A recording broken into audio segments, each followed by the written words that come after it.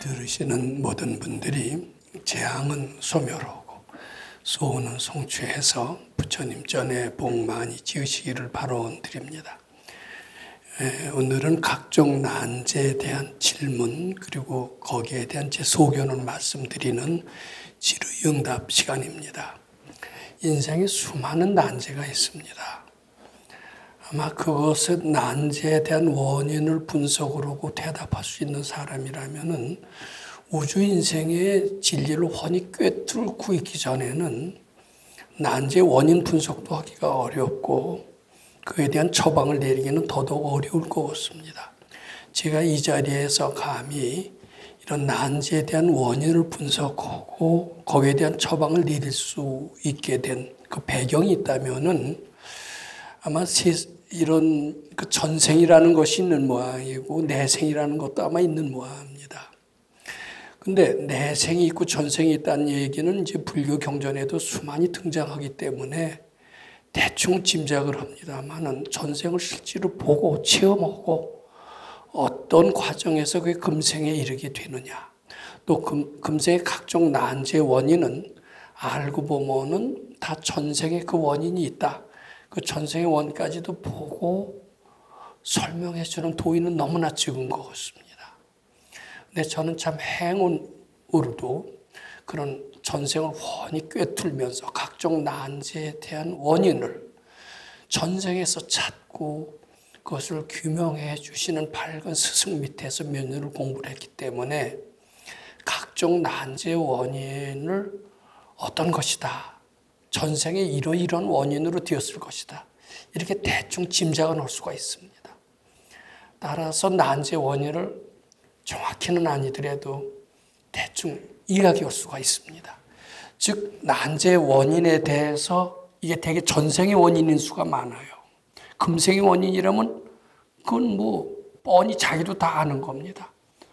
왜 이렇게 됐을까? 이렇게 난제를 호소할 필요가 없는 거예요.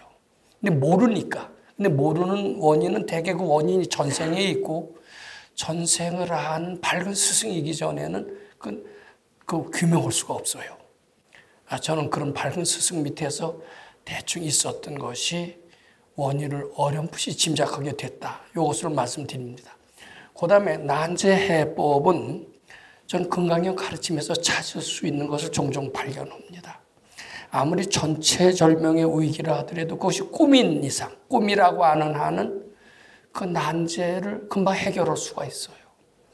그럼 금강경 가르침이 무엇이냐면 현실이 참이 아니라, 현실의 난제는 참이 아니라, 현실의 아무리 절체절명의 위기는 참이 아니라 꿈과 같은 것이다라고 금강경에서 가르치고 있습니다.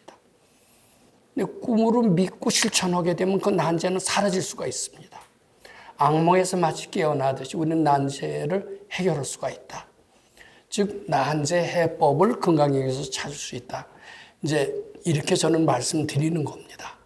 그래서 금강경 가르침을 오랫동안 실천하신 스승 밑에서 공부한 것이 오늘 질문에 대한 대답을 할 수 있게 된 배경이다. 무슨 이 말씀을 드리고요. 질문 우선 들어보고 제 소견을 말씀드리도록 그렇게 하겠습니다. 공경하는 법사님, 대구에서 부처님 시봉하는 박소영입니다.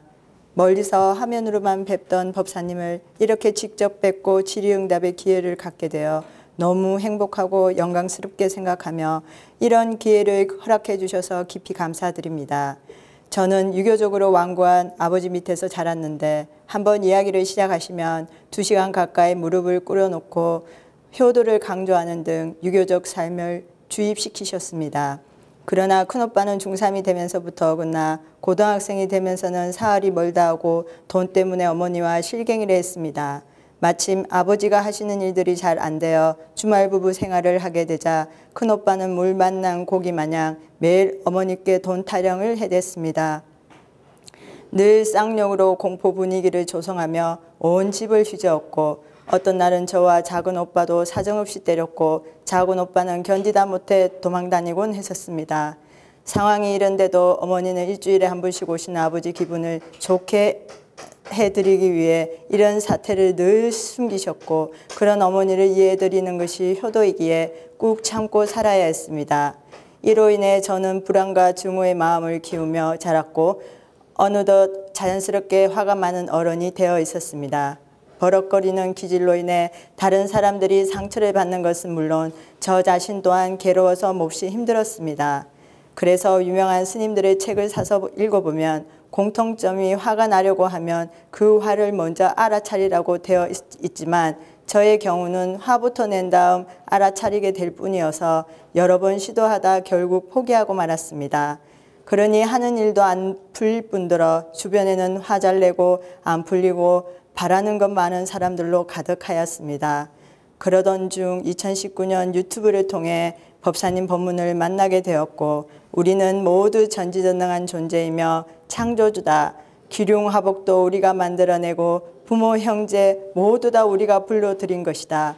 그러므로 모두 다 내가 해결할 수 있다. 그저 금강경 잘 읽고 올라오는 모든 생각들을 부처님께 바치기만 하면 된다는 말씀에 푹 빠져들었고 어디서도 들어보지 못한 이 희유한 법문을 들으며 나도 이제 이 지옥에서 벗어날 수 있겠다는 한 줄기 희망의 빛을 느꼈었습니다. 법사님 가르침대로 열심히 금강경 읽으면서 죄라는 것도 화라는 것도 본래 없다고 굳게 믿고 그저 올라오는 모든 생각들을 정신없이 부처님께 바쳤습니다. 그러면서 비로소 화를 알아차릴 수 있게 되었고 예전과는 달리 웬만해서는 화내지 않고 살 수 있게 되었습니다.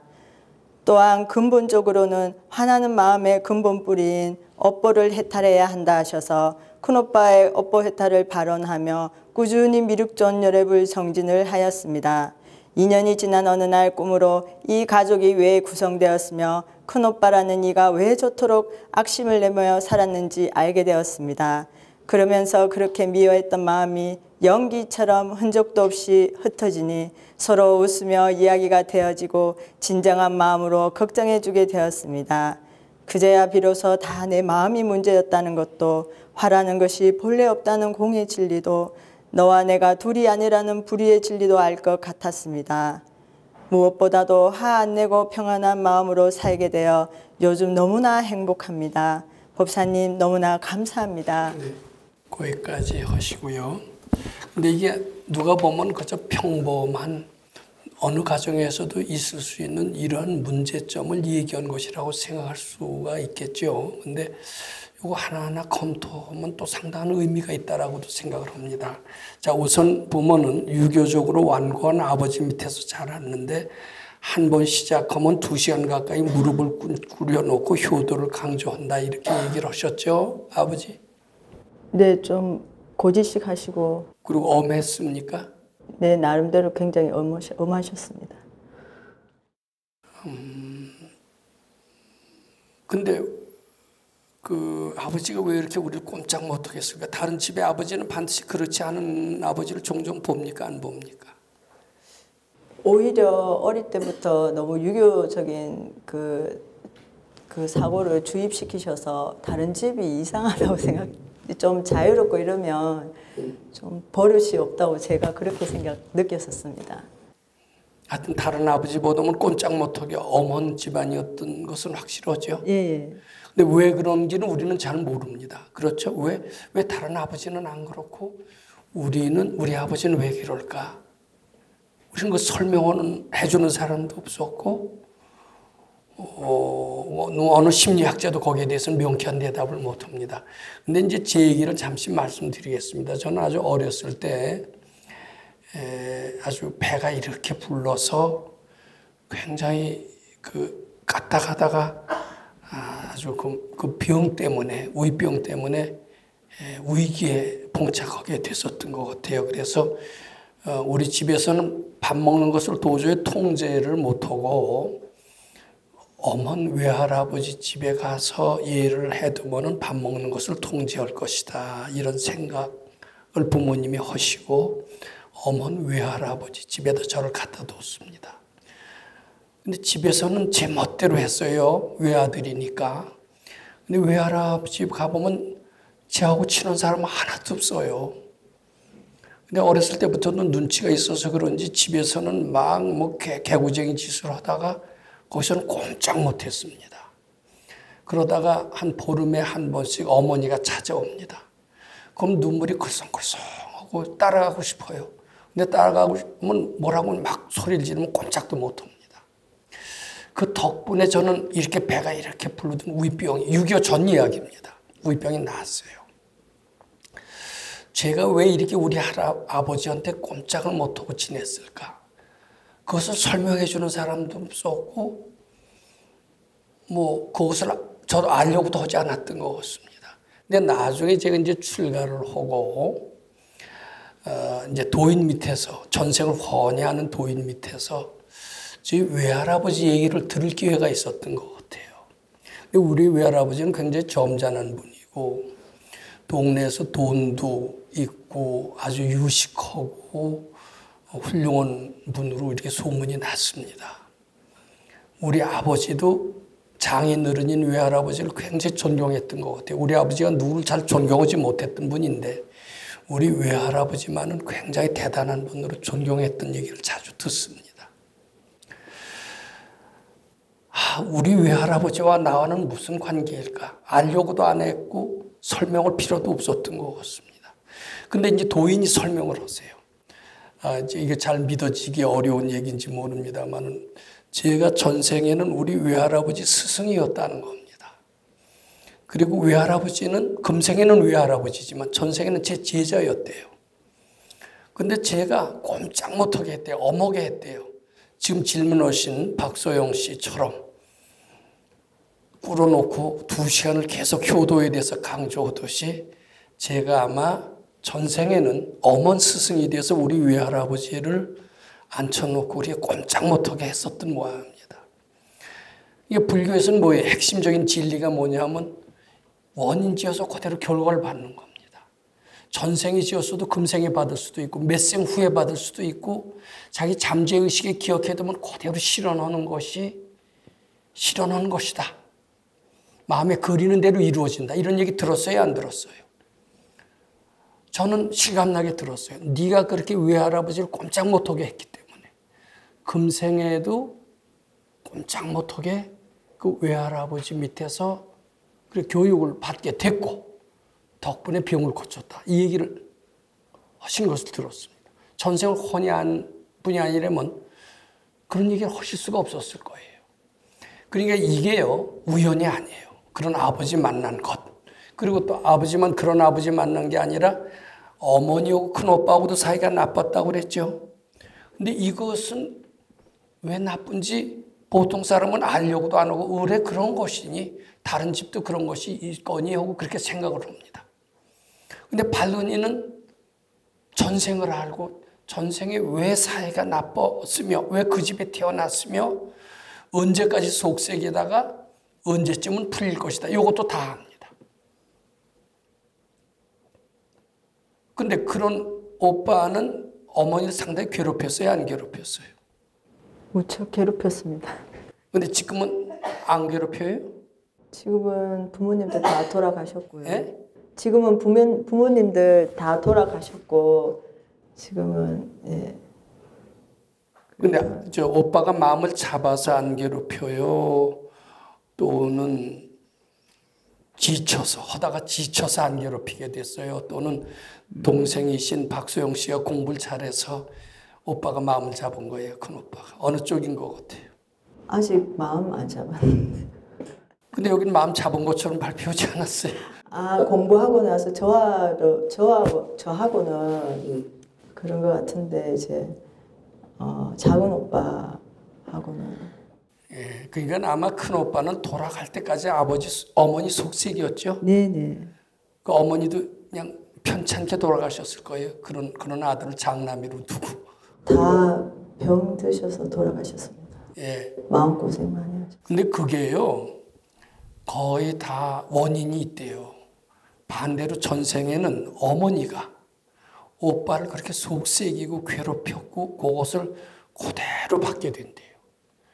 근데 우리 경전에는 인과 응보가 있다라는 얘기를 어렴풋이 듣기는 했지만은 실제로 우리 현실 속에서 이게 인과응보가 엄정하게 진행된다는 것이 믿어져야 잘 못 믿잖아요.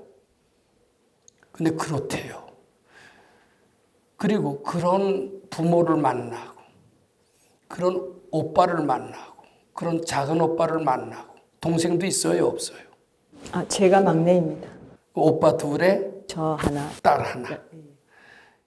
근데 그것은 내 탓이라고 해본 적 있어요, 없어요? 한 번도 없었습니다. 다 외부의 탓으로 생각을 하죠. 네. 외부의 탓으로 생각하는 한은 해결할 방법이 없어요.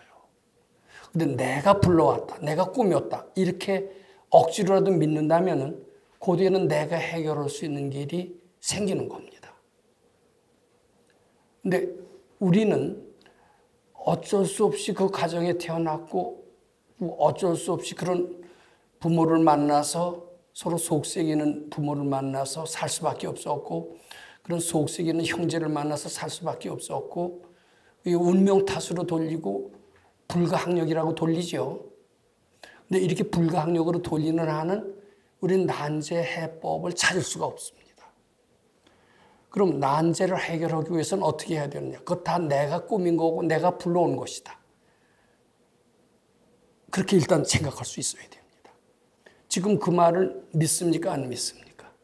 지금은 당연히 믿습니다. 네, 내가 불러온 거고 그리고 내가 불러왔을 뿐만 아니라 그렇게 못된 큰 오빠의 모습 또 아직도 속썩이는 작은 오빠의 모습도 그 바로 내 분신이다. 내 모습이다. 이렇게 또 생각할 줄 알아야 됩니다. 내가 불러왔고 내 마음이 불러왔고 바로 그 모습이 내 모습이다. 이렇게 생각할 줄 알아야 됩니다. 이래야 이게 난제를 해결하는 방법이다. 이렇게 이해하셔야 됩니다. 근데 그렇게 생각하시고 바치셨죠? 네. 내 마음을 바치는 것은 할 수가 있어요. 그래서 자꾸 바치니까 편해졌어요? 안 편해졌어요? 너무너무 편해졌어요. 편해졌고 내 마음이 편해지니까 속색이던 오빠도 나한테 속색이지 않게 되었다. 그런 얘기가 되겠죠. 네네. 근데 그게 내 마음인 줄 알고 바쳐서 해탈한다. 이런 가르침이 그전에는 만나봤어요? 못 만나봤어요? 처음 들었습니다. 처음 들었죠. 처음 들어서 실천했고 실천한 결과 마음의 평화를 얻었고 네. 적어도 큰 오빠와의 관계만은 부드러워졌다. 네. 이렇게 이제 된 셈이죠. 네. 그것만 해도 큰 소득입니다. 네. 근데 문제는 큰 오빠는 이제 해결이 됐는데 자, 첫 번째 질문입니다. 이제 이렇게 나왔습니다. 우리 첫 번째 질문을 한번 들어보시고 또 제 소견을 말씀드리도록 그렇게 하겠습니다. 첫 번째 질의 드리겠습니다. 저와 큰 오빠는 사이가 좋아졌지만 작은 오빠는 아직도 한 집에 살며 폭력적으로 업보 노름을 당하고 있습니다. 안타까운 마음이 자꾸 생기고 제가 데리고 와서 살아야 하겠으나 솔직히 작은 오빠도 업보인데 내 공부에 방해가 되진 않을까 하는 걱정이 듭니다. 법사님, 어떻게 하면 다 같이 잘 될 수 있을까요? 오빠는 결혼했어요? 안 했어요? 큰 오빠는? 부끄럽지만 저희 셋 다 결혼을 안 했습니다. 안 하고 서로 속만 새기고 살아요? 부모님한테 속 썩이면서 살았습니다. 그럼 오빠 둘 중에서 누가 더 힘들어요? 큰오빠, 원인은 큰오빠였었으니까 큰오빠가 힘들었었는데 큰오빠는 이제 해결이 된 것 같고 작은 오빠가 조금 좀 정신적으로 어느 날부터 장애가 와서 이제 정신과 약을 먹다 보니까 점점 더 그 약이 점점 더 사람을 더 이상하게 만드는 것 같더라고요. 그래서 이제 사람이 둔해지고 이러니까 그 답답한 모습을 보면 큰 오빠는 작은 오빠를 또 뭐 그런 걸 핑계 대면서 좀 때리고 그러나 봐요. 폭력적으로 대하고. 이제 이게요, 우리나라 이제 아직 오랫동안 가족 제도가 오랫동안 돼 있고 특히 관혼 상제라고 그래서 제사도 반드시 지내고 요새는 혼자 사는 사람도 많지만 예전엔 반드시 혼인을 해야 되고 이게 아주 철칙으로 되어 있습니다. 이래 가정 간에 아주 끈끈한 것은 아마 세계적으로 한국이 가장 최고가 아닌가 이렇게 생각을 합니다. 가족을 가장 소중히 여기고 요새는 국회에도 보면 자식이 잘못해도 다 부모가 처벌받고 부인이 잘못해도 남편이 처벌받고 이러지 않습니까? 가장 끈끈한 가족 관계를 형성하는 것이 아마 한국이 아닌가 생각이 돼요. 근데 이 발근이가 입장에서 보면은 금생에나 부부고 부자고 형제지 전생에는 절대로 부부도 아니고 형제도 아니고 부자도 아니래요. 반대로 같은 사람이 아닐 수도 있다는 거예요. 부부지만은 남편이나 아내는 축생일 수도 있어요. 그리고 축생일 수도 왼수일 수도 있어요. 우리가 전생을 모르니까 그죠? 가장 친한 부부거니 가장 친한 형제거니 부자거니 이러고 살지. 우리 전생의 모습을 보면은 발근이가 보면 소름이 끼치고 정이 뚝 떨어진대요. 정을 그리고 떨어질 수 있어야만이 수도자의 올바른 길이라고까지 얘기를 합니다. 나는 그 박소영 씨가 저희를 내 오빠거니 형제거니 이렇게 생각하는 사고방식에서 벗어나기 바랍니다. 나는 저희의 동생이 아니다. 나는 뭐라고 그랬어요? 우리가 늘 얘기했지만 나는 시봉하는 사람. 부처님 시봉하는 사람이다. 근데 말로만 그러는 것은 고통을 해결하는데 하나도 도움이 안 돼요. 마음속으로까지도 난 저의 동생이라는 생각을 해서는 안 됩니다. 우리는 수도장에 있을 때 부모 생일 때도 안 갔습니다. 부모 생일 때도 안 가고 초파일 때도 우리 스승의 생일 때도 기념하지 않았습니다. 초파일 때도 부처님 오신 날도 기념하지 않았습니다. 매일같이 오로지 올라오는 생각을 계속 바치고만 있었어요. 근데 지금 보니까요, 그게 참 올바른 가르침 같아요. 부모 생일이라고 해서 찾아가고, 또 뭐 스승의 생일이라고 해서 기념하고, 또 부처님 생일이라서 이렇게 하면은 나는 부처님 시봉하는 사람이다, 바치는 사람이다라는 생각을 할 수가 없어요. 계속 업보에 끌려다니는 삶을 살면서 고달프게 삽니다. 저는 용감하게 마음속으로입니다. 겉으로가 아니라 마음속으로라도 형제간의 의의를 끊었으면 좋겠습니다. 겉으로는 끊지 마시고요. 난 저의 동생이 아니다. 난 부처님 시봉하는 사람이다라고 생각하면서 저희를 오빠로 보지 말길 바랍니다. 그것을 하루에 100번씩 써도 좋아요. 그러면은 형제라는 생각이 멀어질 수가 있고요. 더군다나 경제적으로 그네들한테 신세질 일이 있어요, 없어요?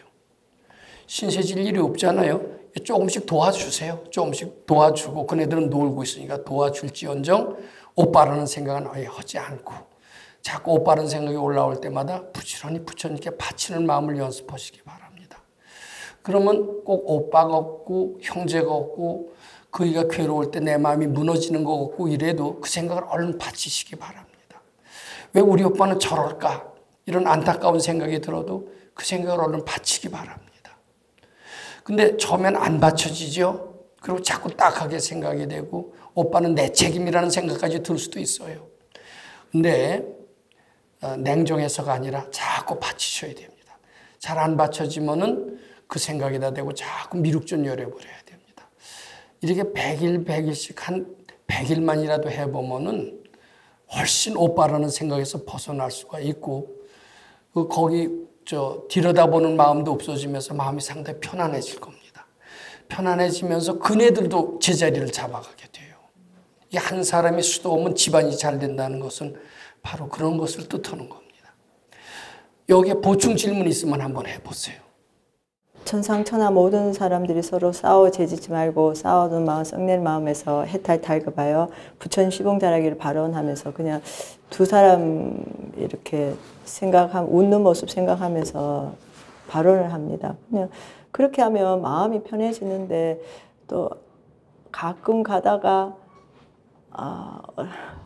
괜히 미래를 조금 더 생각하면은 괜한 이런 걱정이 한 번씩 올라오곤 했었습니다. 근데 법사님 말씀 들으니까 마음이 후련합니다. 감사합니다. 근데요, 이제 우리가 지금 이런 얘기를 하셨어요. 이게 자꾸 형제들끼리 자주 싸우잖아요. 더군다나 정신병 있는 사람은 발작 증세가 있어서 더 잘 싸우게 됩니다. 근데 그때 천상천하 세계 중생이 서로 싸워 죄짓지 말고 그 바라는 한 마음을 부처님 전에 환희심 내서 복만시키길 바라오고 이제 원을 세우면은 그 마음이 좀 편안해져요. 근데 편안해지다가 또 조금 있으면 또 딱한 생각이 들고 내 눈에 또 싸우는 게 눈에 띄고 이렇게 됩니다. 그럼 그 원을 언제까지 세워야 되느냐 하면 하루에 그걸 100번씩이라도 해서 자기 무의식, 잠재의식이 고지 들을 때까지 자꾸 그것을 되풀이해야 됩니다. 가끔 한 번 하는 것으로서는 거의 효과가 적어요. 하루에 100번 이상이라도 해서 100일이면 100일씩을 꾸준히 해야 됩니다. 그러면 자연히 싸우는 모습이 눈에 띄지도 않습니다. 한번 그렇게 해보세요. 어떤 실례인데요. 자기 눈에 자꾸 싸우는 모습이 눈에 띄는 사람이 있었대요. 그리고 싸우는 모습만 보면 마음이 굉장히 괴로웠대요. 그래서 그이는 그렇게 이렇게 발언을 했다고 그럽니다. 내 눈에는 어떤 나를 불쾌하게 하는 어떤 것도 눈에 띄지 않고 편안한 마음이 돼서 부처님 시봉 잘하길 바로. 이것도 한 번이 아닙니다. 계속해서 되풀이해야 돼요. 자꾸 되풀이하다 보면 자기 눈앞에는 불쾌한 일이 일어나지 않는 것을 체험했다고 그래요. 그래서 아주 행복하게 사신 분을 제가 봤는데 그 얘기를 잘 유념하셔서 그렇게 발언을 할 때 하루에 몇 번 하는 정도 해서는 효과가 없습니다.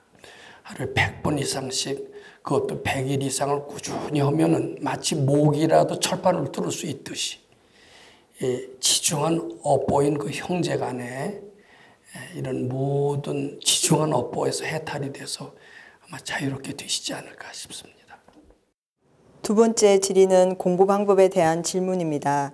자식 가행 정진을 시도해 보았지만 생활 패턴이 무너지는 등 어려워 아침 저녁 일독과 법사님의 건강경 해설서 성자와 법부가 함께 있는 건강경을 하루에 한 분씩 읽고 쓰는 것으로 대신하고 있는데 이런 방법이 맞는 것인지요?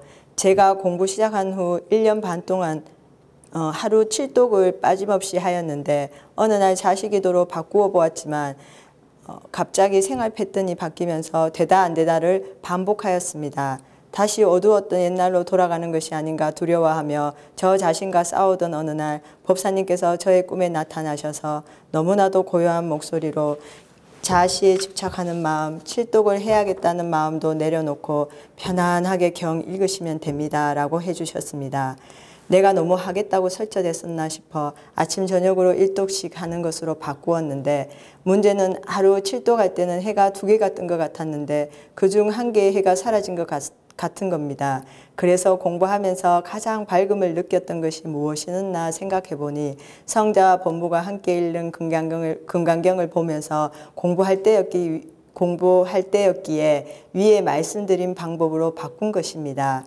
그래서 다시 1개의 해를 찾았는데 법사님 이런 방식이 옳은 것인가요? 그러면서 이 법당에 우리 법당에는 몇 번이나 나오셨습니까? 첫 출가는 한 번 했고요. 저번 주에 한 번 했고요. 건강경 연수원 수련회 때 나가고 아니면 틈틈이 법사님 대구 근교에 오시면 법회 오실 때 참석하곤 했었습니다. 그러니까 대구에 갔을 때, 네. 또 큰 법회 있을 네. 때만 왔지 우정, 거리가 먼 탓도 있겠지만은 우정 원당 법당에라도 찾아오신 적은 좀 적었다는 얘기죠. 네네. 네. 그러면 주위에서 이 공부를 서로 의논할 수 있는 도반은 있었습니까? 없었습니까? 저는 법사님 법문 들으면서 혼자 있었습니다. 그리고 너무 궁금한 게 있었을 때는 카페에 글을 올려놓았었고 어느 분이 또 그 예전에 계셨던 강국장님 전화번호 알려주셔서 한번 여쭤보곤 했었습니다. 제 궁금증에 대해서. 근데 이게 저도 건강경 공부를 해봤습니다만 혼자서 공부는 그렇게 진전이 좀 지지부진하더라고요.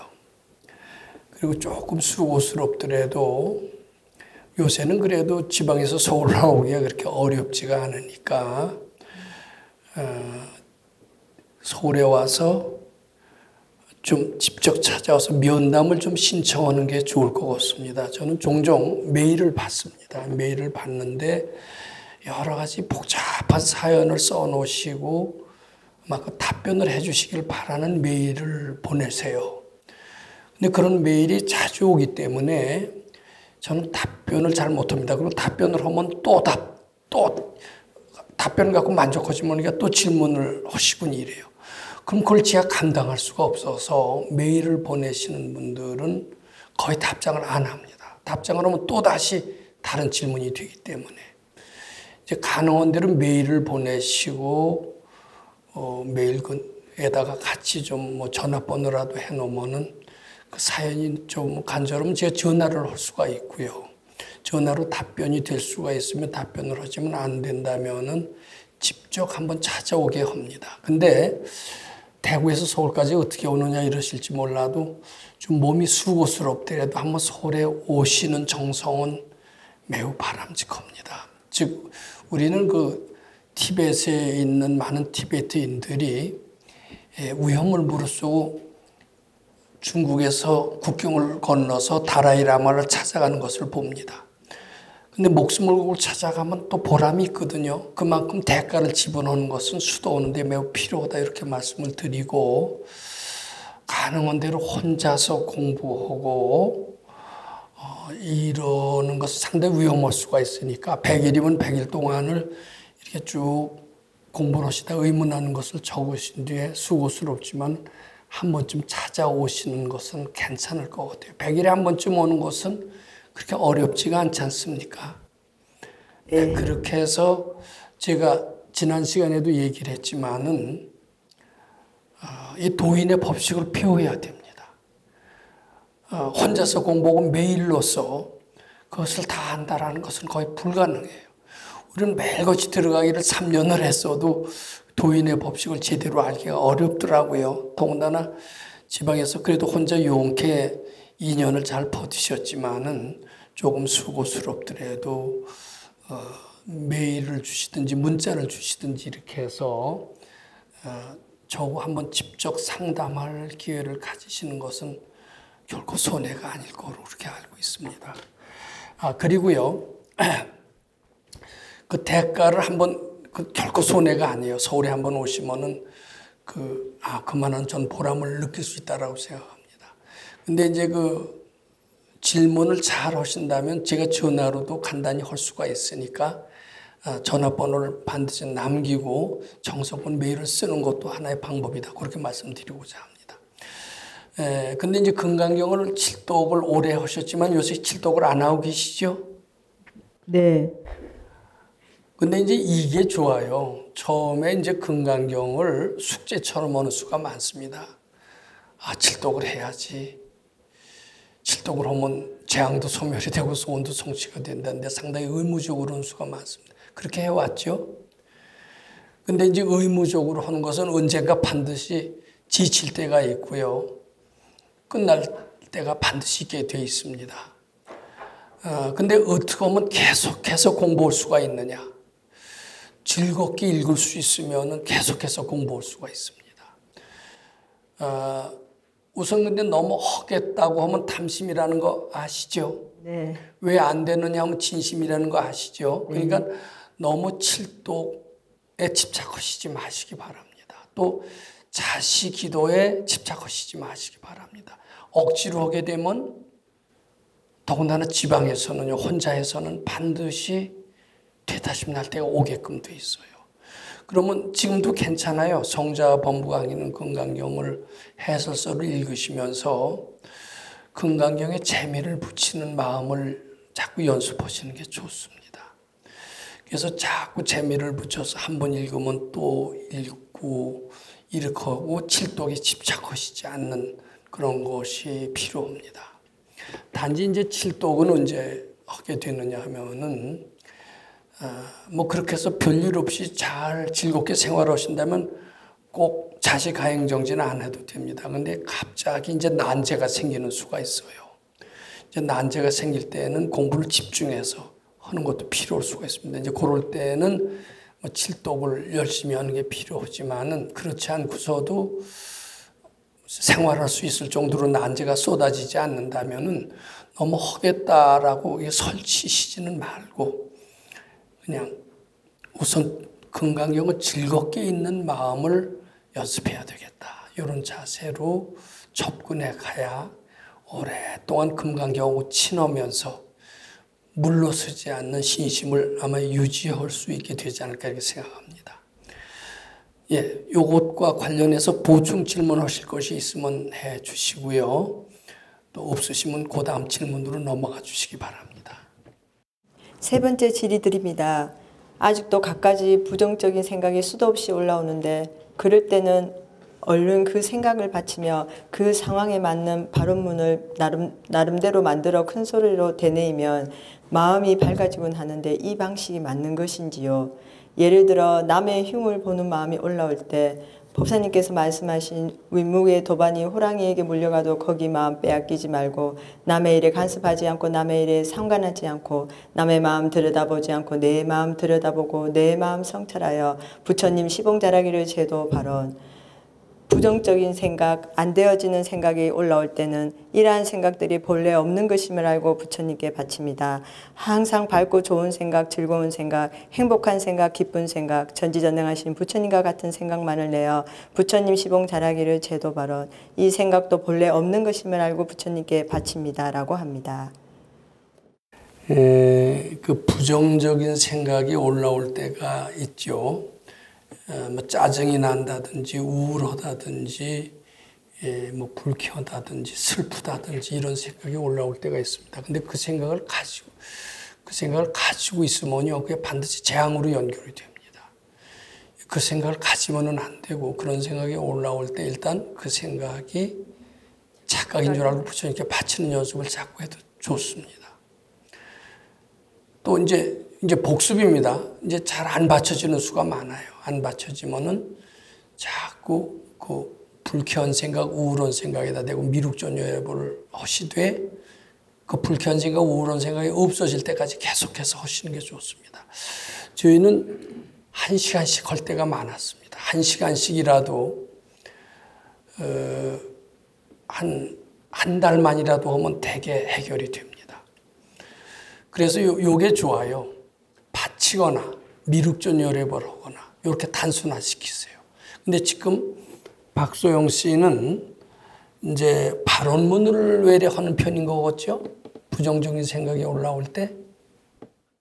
하루에도 수도 없이 남을 미워하는 마음이 예전보다는 정말 100으로 치면 한 1%가 올라오는데 그 생각이 이제 계속 매일매일 나니까 저도 발언할 게 너무 많으니까 또 그 올라올 때마다 아예 이런 밝은 생각으로 덮어버리면 어떨까 그런 생각에 이렇게라도 하고 나면 그 생각이 사라지니까 계속 해왔었습니다. 근데 그 발언도 아까도 얘기했지만 계속 자꾸 되풀이해서 자기 잠재의식이 고지될 때까지 해야 됩니다. 그래서 발언의 방법이 그때는 시원하더라도 꾸준히 지속성이 떨어지기 때문에 잘 안 돼요. 차라리 불평하는 생각, 부정적인 생각이 올라올 때마다 그 생각을 바꾸는 방법은 감사합니다로 바꾸는 것은 오히려 좋을 것 같습니다. 한 가지 제가 예를 들게요. 이 예를 마무리로 생각하셔도 됩니다. 우리 선생님께서는 그 전에 병원에서 큰 치료를, 약물 치료를 했는데 변비였답니다. 근데 그 약물 치료는 굉장히 통증이 심해서 그 치료를 할 때는 의사나 간호원들이 긴장을 한대요. 소리 지르면서 욕설을 하기 때문에. 그래서 그 변비 약물 치료를 받고 통증이 심할 때 우리 선생님께서 이렇게 물으세요. 내 입에서 어떤 소리가 나왔는지를 아느냐? 내 입에서는 이 병은 참 좋다. 그 소리가 나왔다 그래요. 근데 대개 그 약물 치료를 할 때 통증이 하도 심하고 환자가 소리 질러서 의사나 간호원이 긴장하고 있을 때 이 병원이 참 고맙다고 하니까 의사나 간호원이 너무나 놀래서 의외의 소리를 듣고 당황했다. 이런 말씀을 하셨던 기억이 납니다. 즉 우리는 어려운 일이 있을 때 불평이 튀어나오고 싶습니다. 근데 불평이 튀어나오면 그것이 반드시 재앙으로 연결됩니다. 근데 불평하시지 말고 감사합니다로 한번 바꿔보세요. 그럼 재앙이 변해서 축복으로 된다. 가능한 대로 하루에 100번도 좋고 1000번도 좋고 부처님 감사합니다를 입에 달고 살아주시기 바랍니다. 발언을 하는 것보다 불평이 튀어나올 때마다 부처님 감사합니다를 자꾸 달고 살아서 우리 무의식, 잠재의식이 고지들 때까지 되신다면 모든 재앙은 아마 축복으로 분명히 바뀌실 수 있게 된다. 이렇게 말씀드리고자 합니다. 감사합니다, 법사님.